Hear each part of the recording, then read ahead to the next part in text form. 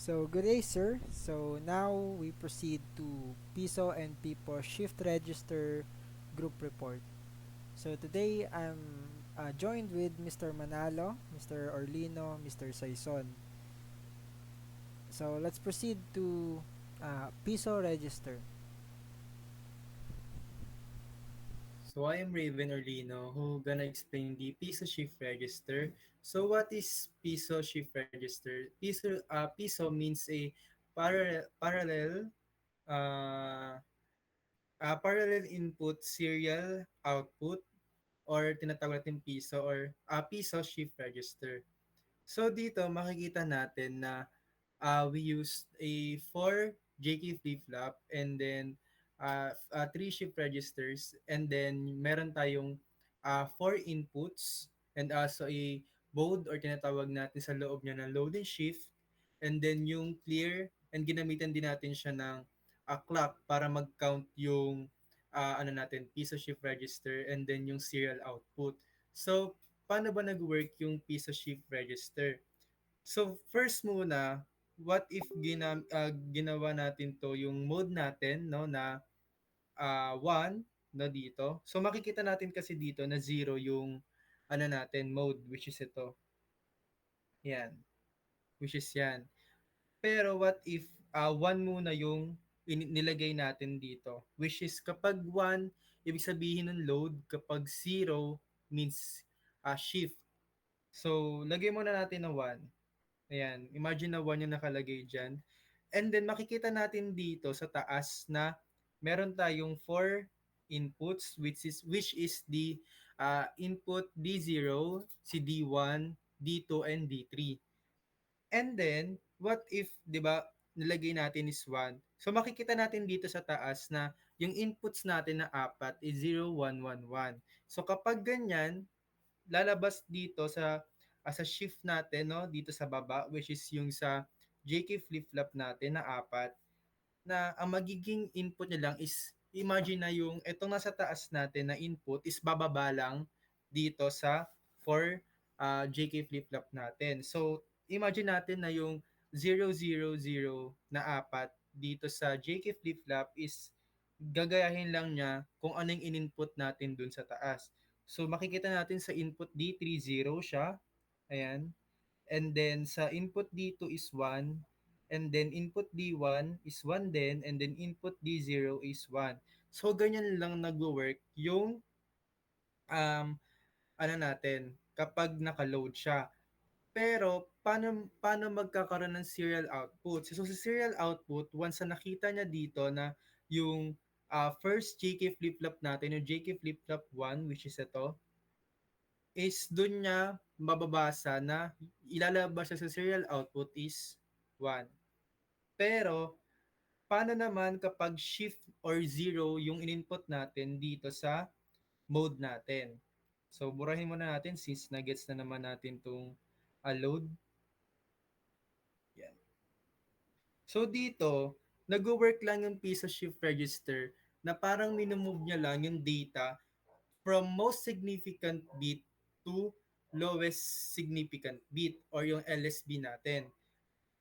Paano nga ba siya nag-work? So, ganito siya. Nag-work siya from ito, yung MSB natin. MSB, which is pag ganyan lang siya nag-work, to LSB. Yan. Sorry, malaki-laki yung sulat natin. No? But, yun nga, move to our topic. Kapag nilagay natin dito na 0, dito sa ano natin, sa shift natin, but before that, kailangan muna natin maglagay ng value, no? Or sige, imagine muna natin yung input D3. Yung input D3 kasi natin, wag nyo muna papansinin yung input D2 to D0 since it is connected no dito lang muna sa ano natin sa sa JK flip-flop to 0 from JK flip-flop to 1 to um JK flip-flop to 1 hanggang 3. Pero paano naman yung JK flip-flop 4 natin? So, di makakita natin na connected agad si yung input D3 natin kay flip-flop 4 natin. And then, nag-work lang siya na parang ina-iterate or minimove niya lang yung data na in-input natin dito sa D3 na 0. So, imagine natin no, na 0, hindi natin imagine, 0 siya dito na nakalagay. And then, minimove niya lang to one by one. Ayan, one by one yung data. Kaya lalabas siya 000 and 0 yung serial output is 0 since dun sa first JK flip-flop natin 0 yung lumabas. But what if naman yung input D3 natin na ina 0 is ginawang 1? Ito lang, burahin muna natin uli para mas magets. Ayan. Ayan, 'di ba? So yung shift natin naka 0 pa rin, no? And then yung input D3 natin is naka 1. Kung kanina 0 0 yung input natin, pero ang mangyayari niyan is one by one niya lang din i-move yung data. So first, 'di ba, sa clock, dito tayo magbe-base sa clock, no? Yan. So kapag input dito natin sa input D3 is 1, lalabas dito sa fourth GK flip-flop natin is 1 since yun yung most significant bit. And then, 0 pa rin to. Ayan. And then, imove niya na uli yun. Magka-count uli siya hanggat naka 1 yung input D3. Na 1 uli to, then 1 din to, tas 0, 0. Ayan. Hanggang sa umabot na siya ng, sige, isa-isahin natin. Ayan. Ayan, 0. Hanggang umabot na siya sa JK flip-flop 1 natin ng 1111. Ayan. So, magiging serial output natin is 1. What if lahat na to is 1? Sige, burahin muna natin. Imagine natin, no, yung nasa loob na is 1 para mas magets natin kung paano nag-work yung clear. Ayan. So, imagine natin, sige, sa loob natin lagay. Yung input natin dito sa loob, sa D3, 1 yan. Tapos, 1 to, 1 pa rin yan, 1, 1, and then 1. So kapag nag-fix na yung ano natin, yung shift natin, yung which is yung 0, tas 111 na siya buo, yung JK flip-flop natin, click lang natin tong clear, yan yung 0, and then magki-clear na lang yan into all 0.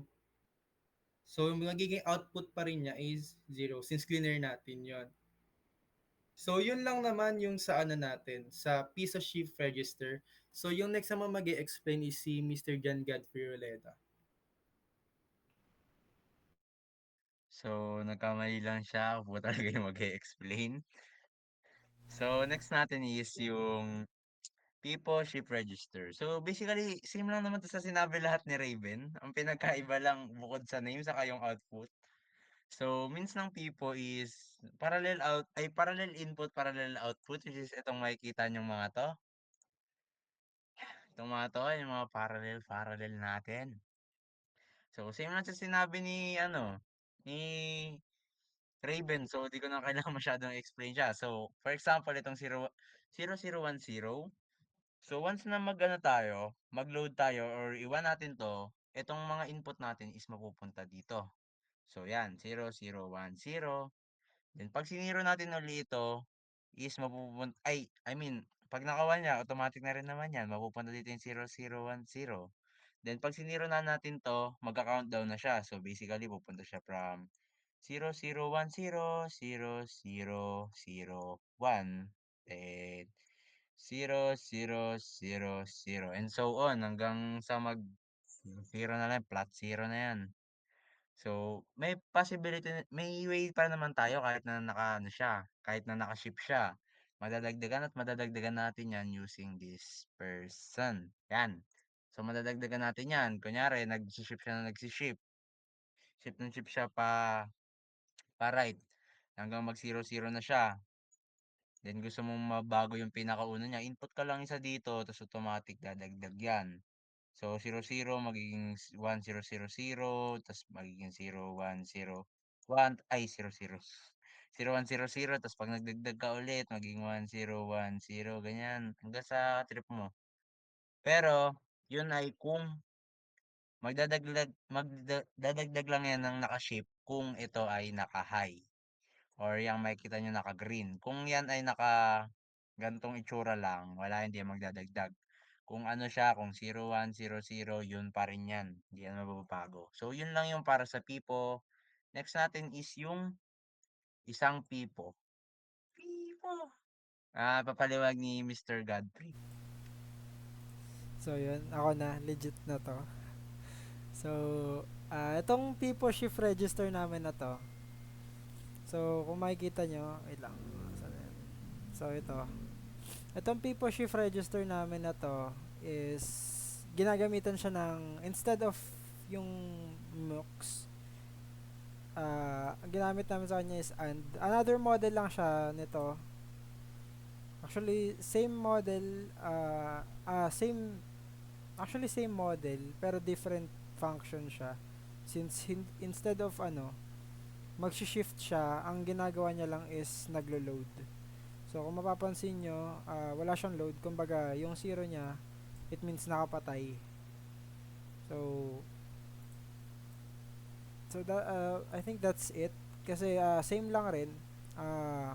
Pag nag-input siya dito, pag niload mo siya, lalabas siya dito. Kung ano yung lumabas dito, yun rin yung ilalabas dito sa output. And also, may additional pa yata si Mr. Carloyd. So,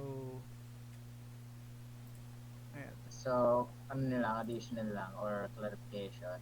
Itong ginamit dito is actually a D-latch or a D flip-flop yung ginamit para ma-enable na mapagana itong ating mga shift register. Tapos itong version itong shift register, mostly actually is ginagamit para may connect sa iba pang mga shift registers na nagmatanggap ng multiple outputs. And sa build na to, kung paano to design na to, itong circuit na to, is actually pang storage lang siya dahil kapag niload lang yung data dito, ang malalabas na data dito is 1001. Yari, for this example na 1001 yung ating mga input, kumbaga niloload niya lang yung data dito.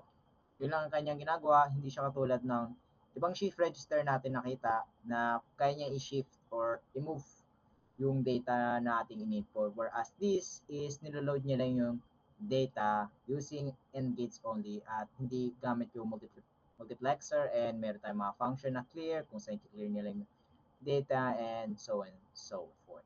So, yun lang naman sa PIPO and PISO shift register, kung saan yung PISO is maraming inputs pero isa lang yung nilalabas na output. Pero sa PIPO shift register, multiple inputs and multiple outputs as seen naman dito. So, yun lamang po sir, and maraming pong salamat.